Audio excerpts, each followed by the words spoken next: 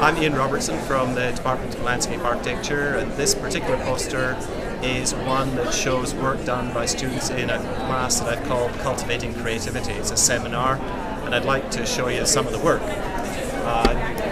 The backdrop at the top is the description of the class, which is long and dense and is intended to discourage people who don't want to take risks as they work.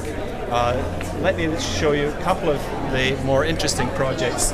At the end of the class, we do an exercise which I call creating a shrine to our culture.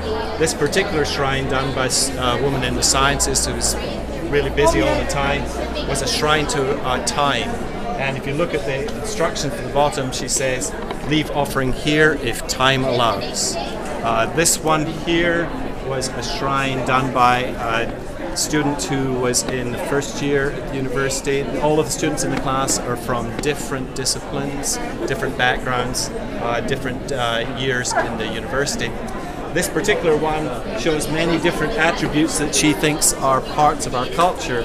This one here was a shrine to our culture designed by a student taking a book that is property of the US government, and when you open it up, it's a Webster's New World Dictionary, and it has been changed by her to be a shrine to our culture. This is the innovative part of our culture. Later on in the book, it becomes a personal shrine of her own learning of what our culture is.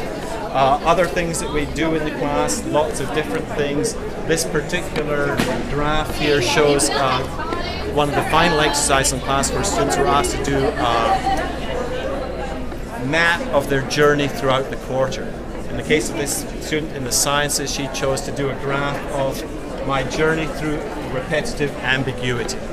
And so each session of the class is represented by a different degree of ambiguity as she felt the exercise is represented. This one here, where ambiguity peaks, was this particular exercise here, where she was where the description, the requirement was to make a mistake, and a great deal of discussion came from that. And on that note,